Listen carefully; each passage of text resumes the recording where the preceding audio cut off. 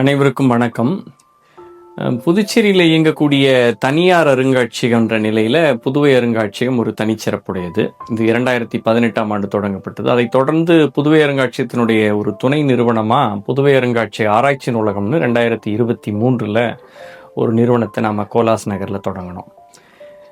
புதுவை அருங்காட்சியகம் 40க்கும் மேற்பட்ட கண்காட்சிகளை முன்னெடுத்து நடத்தி வருது. அது ஒரு தனிச்சிறப்புடைய கண்காட்சிகளினுடைய பட்டியலில் இந்த முறை 23 அக்டோபர் 2025ஆம் நாள் பியர் லரூஸ் என்ற ஒரு அகராதியியல் தொகுப்பாளருடைய நாளை சிறப்பித்து ஒரு கண்காட்சியை முன்னெடுத்திருக்கு. அவருடைய 150வது நினைவாண்டை முன்னிட்டு இந்த கண்காட்சி நடத்தப்பெறுது. இந்த பியர் லரூஸ் என்பவர் பிரான்ஸ் நாட்டில் தூசி என்ற பகுதியில் பிறந்த ஒரு எளிய குடும்பத்தில் ஒரு கருமார் வேலை செய்யக்கூடிய பிளாக்ஸ்மித் என்று அழைக்கப்படக்கூடிய கருமாருடைய மகனாக பிறந்தவர். இவர் தன்னுடைய படிப்பினுடைய மேன்மையால 20 அகவையில் ஆசிரியர் பணிக்கு போகிறார். ஆசிரியர் பணிக்கு போனவர் ஆசிரியர்களுக்கு பயன்படக்கூடிய, மாணவர்களுக்கு வலிமையான கல்வியை கொடுக்கக்கூடிய அகராதி பணிகளை முதன்மையை எடுத்துக்கொண்டு செய்கிறார். அதனால லிப்ரேர் லரூஸ் என்ற ஒரு நிறுவனத்தை உருவாக்குறார். தன்னுடைய நண்பரான ஒகிஸ்தன் போயர் என்பவரோட சேர்ந்து அந்த நிறுவனம் உருவாக்கப்படுகிறது.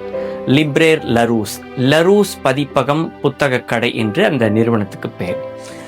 1852 முதலா உருவாக்கப்படுற இந்த நிறுவனம் 173 ஆண்டுகளா அதே பேர்லேயே பிரான்ஸ் நாட்டில் இயங்கி வருவது என்பது பெருமைக்குரிய செய்தி. இந்த அகராதி நிறுவனம் ஒரு மிகப்பெரிய கலைக்களஞ்சியத்தை லரூஸ்பியருடைய காலத்திலேயே உருவாக்கியிருக்கு. ஏறத்தாழ 15 மடலங்கள் கொண்ட தோம் என்று சொல்லப்படக்கூடிய, பிரான்சில் தோம் என்று சொல்லப்படக்கூடிய 15 மடலங்களை கொண்ட ஒரு என்சைக்ளோபீடியா அந்த கலைக்களஞ்சியம். அதற்கு 2 சப்ளிமெண்ட்ஸும் சேர்ந்து 17 தொகுப்புகள் அந்த கலைக்களஞ்சியத்துக்கு வந்திருக்கு.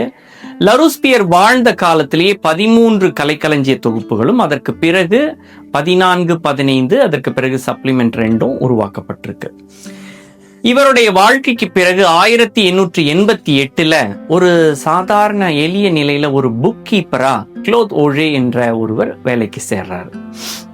இந்த க்ளோத் ஓழே தன்னுடைய கடுமையான உழைப்பால லரூஸ்பியர் செய்துவிட்டு போன கலைக்களஞ்சியத்தை மேலும் பன்மடங்கு உயர்வான நிலையில அந்த மொழிக்காக உருவாக்கி தரார். க்ளோத் ஓழேக்கு அடுத்ததா அவருடைய மகன் போல் ஓழேவும் அவரை போலவே உழைத்திருக்கிறாரு. மிகப்பெரிய கலைக்களஞ்சியங்களை உருவாக்கியிருக்கிறாங்க, அகராதிகளை உருவாக்கியிருக்கிறாங்க.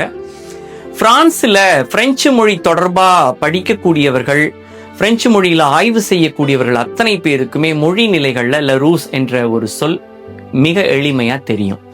லரூஸ் இல்லைன்னா மொழி நிலைகள்ல பல செய்திகளுக்கு விளக்கம் தெரிய முடியாத நிலையில அவங்க தத்தளித்து கொள்ளக்கூடிய நிலை இருக்கும்.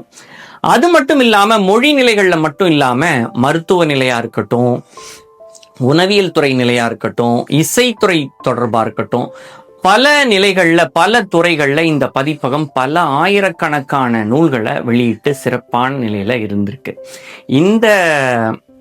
இவர்களை நினைவு கூர்ந்தோம், இந்த பதிப்பகத்தை நினைவு கூர்ந்தோம். புதுச்சேரி பிரெஞ்சு தொடர்புடைய ஒரு நகரமாக இருக்கிறதுனால இந்த நகரத்தில் நடத்தப்படக்கூடிய முதல் லரூஸ்பியருக்கான கண்காட்சி. பிரெஞ்சு நிறுவனங்கள் ஏராளமா புதுச்சேரியில இயங்கி வந்தாலும் புதுச்சேரியில் இருக்கக்கூடிய தனிச்சிறப்புடைய புதுவை அருங்காட்சியகம் இது போன்ற கண்காட்சியை நடத்தி கொண்டிருக்கிறது என்பது சிறப்பு செய்தி. இங்க ஏராளமான பிரெஞ்சு மக்கள் வாடுறாங்க. ஆனால் பிரெஞ்சு தொடர்பாக தனிச்சிறப்புடைய கண்காட்சியை பிரெஞ்சு தொடர்புடைய மக்களுக்காக, பிரெஞ்சு படிக்கக்கூடியவர்களுக்காக, பிரெஞ்சு உணர்வுடையவர்களுக்காக, பிரெஞ்சு ஆர்வலர்களுக்காக இந்த கண்காட்சி நடத்தப்பெறுது. இந்த கண்காட்சி ஒரு கட்டாயமாக புதுச்சேரி மக்களால் பார்க்கப்பட வேண்டிய கண்காட்சி. 31ஆம் நாள் வரைக்கும் இந்த கண்காட்சி நடைபெறுது. அதாவது க்ளோத் ஓழேவினுடைய பிறந்த நாள், லரூஸ்பியர்னுடைய பிறந்த நாளான 23ஆம் நாள் அக்டோபர் தொடங்கி க்ளோத் ஓழேவினுடைய பிறந்த நாளான 31 அக்டோபர் வரைக்கும் இந்த கண்காட்சி நடத்தப்பெறுது.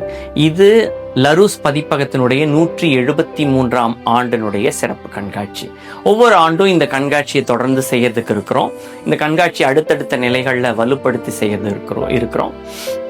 இந்த கண்காட்சியில் இருக்கக்கூடிய புத்தகங்கள் என்னுடைய 25 ஆண்டு சேகரிப்பாகவும், அது மட்டுமல்லாமல் இங்க இருக்கிற புதுச்சேரியில் வாழக்கூடியவர்கள் பல நிலைகளில் நன்கொடைகளாக கொடுக்கக்கூடிய புத்தகங்களையும் காட்சிப்படுத்தி இருக்கிறோன்றதை சொல்லிக்கொண்டு நன்றியோடு விடைபெறுகிறேன். வணக்கம்.